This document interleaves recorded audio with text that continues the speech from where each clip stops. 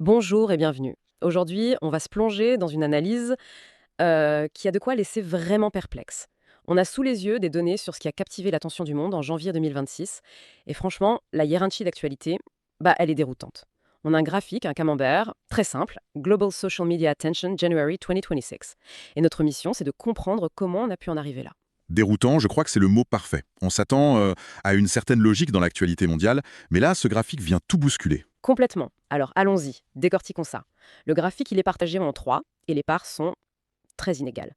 La plus grosse, c'est presque la moitié de l'attention mondiale, 49%, elle est pour la crise iranienne. Bon, ça c'est logique. Manif massive, tension géopolitique extrême, le sujet est lourd. Oui, là, on est dans le classique, si on peut dire. Ensuite, avec 34%, on trouve le scandale des dossiers Epstein. Là aussi, on comprend.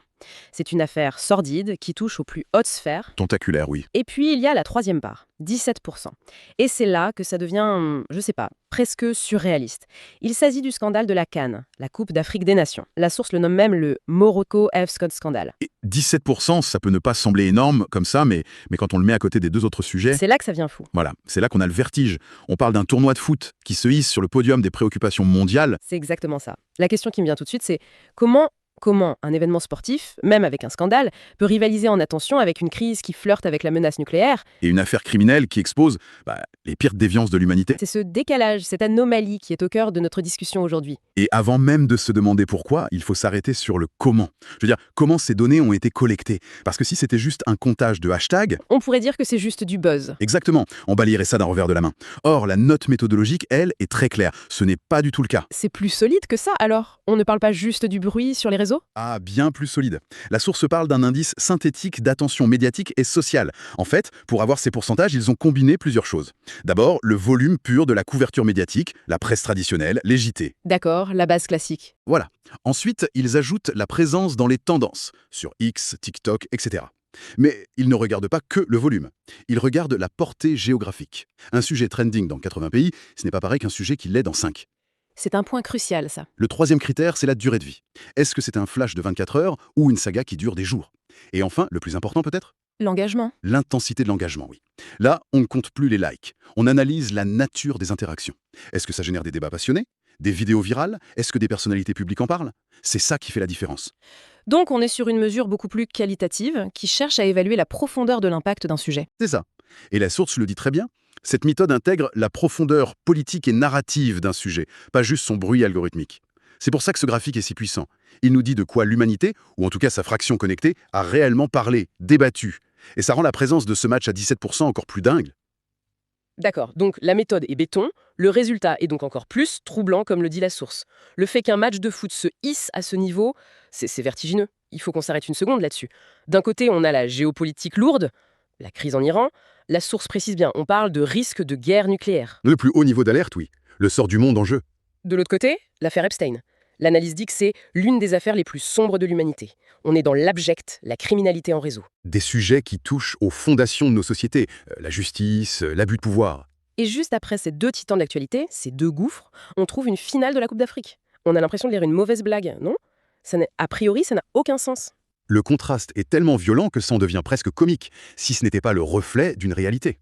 Ça force à se demander ce qui a bien pu se passer sur ce terrain de foot. Pour mériter ne serait-ce qu'une fraction de cette attention. Et l'analyse enfonce le clou avec un détail qui rend la chose encore plus absurde. Ce scandale de la CON a carrément éclipsé d'autres événements qui auraient dû dominer l'actu. L'exemple donné, c'est le kidnapping du président du Venezuela, Nicolas Maduro, je répète, un chef d'État en fonction qui disparaît. Et le monde s'en fiche. Le monde a préféré parler d'un match de foot. Comment c'est possible? C'est la question à 1 million. Et pour y répondre, la source nous dit de faire une chose insolite. Oubliez complètement qu'on parle de sport. L'explication rationnelle, c'est que l'attention massive ne vient pas du tout de l'événement sportif. En fait, ce que des millions de gens ont vu en direct ce soir-là, ce n'était pas un match.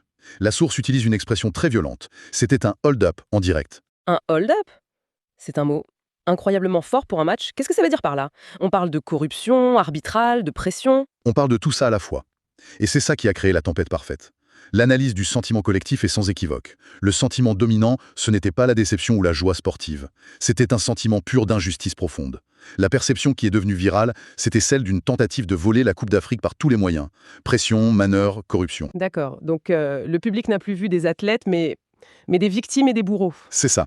Le football n'était plus le sujet, c'était juste la scène. Une scène sur laquelle se jouait une pièce beaucoup plus grande. Précisément. Le terrain de jeu est devenu un tribunal à ciel ouvert et le monde entier était le jury.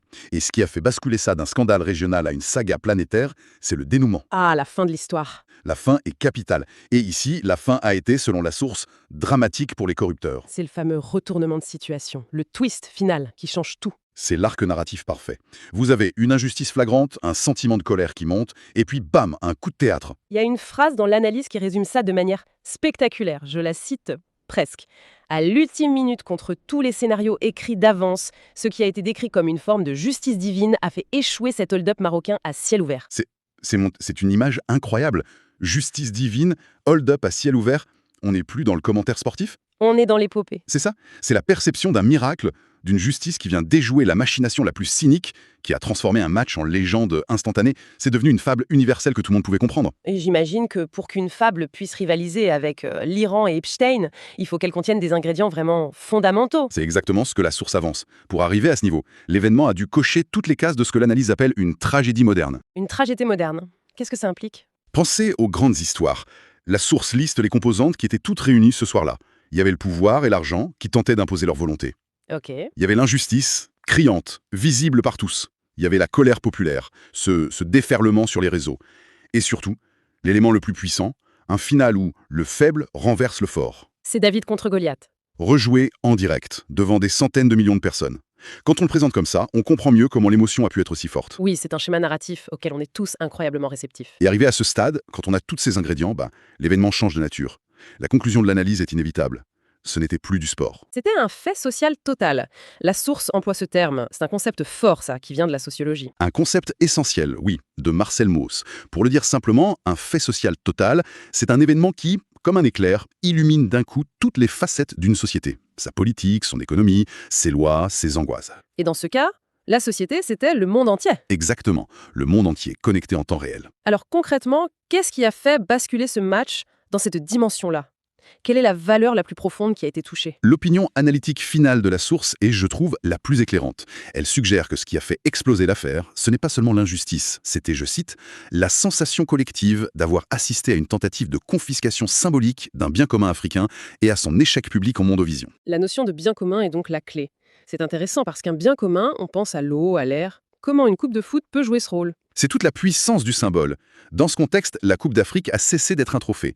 Pour des millions de personnes, elle est devenue le symbole d'un patrimoine, d'une fierté continentale. Quelque chose qui appartient à tous. Et non à une seule nation ou à un seul pouvoir. Donc, l'injustice sur le terrain, ce n'était pas juste une erreur d'arbitrage. C'était vu comme une attaque contre ce patrimoine. Exactement. L'agression perçue contre les règles du jeu était vécue comme une agression contre l'intégrité de ce bien commun. Le match n'était plus une compétition, c'était une lutte pour la dignité. Donc si on résume, ce qu'on retient de tout ça, c'est qu'un match de foot peut, dans des circonstances exceptionnelles, complètement changer de nature. Ce n'est plus un jeu. Ça devient le catalyseur d'un drame universel. Un drame qui parle de justice, de pouvoir, d'identité. Et ce drame peut être si viscéral, si bien mis en scène par le hasard, qu'il captive le monde entier. Au même titre que les menaces de guerre. C'est fou, ça redéfinit presque ce qu'on considère comme une info importante. La frontière entre le divertissement et les grands enjeux, elle s'efface complètement. La source le suggère très fortement. Quand les enjeux symboliques, la justice, la fierté d'un continent, sont perçus comme si élevés, un terrain de foot devient une arène politique et morale. L'émotion collective devient alors une force quasi politique, une sorte de jugement populaire mondial. C'est une perspective fascinante. Et ça nous laisse avec une dernière question, une pensée pour la suite. Cette analyse nous montre comment une finale de foot a été vécue comme la défense d'un bien commun contre des forces perçues comme corrompues. Et ça amène à se demander si un stade peut devenir, dans l'imaginaire collectif, un lieu de justice plus puissant, plus immédiat et plus suivi qu'un tribunal. Qu'est-ce que cela révèle sur les endroits où les gens placent désormais leurs espoirs de voir le juste l'emporter sur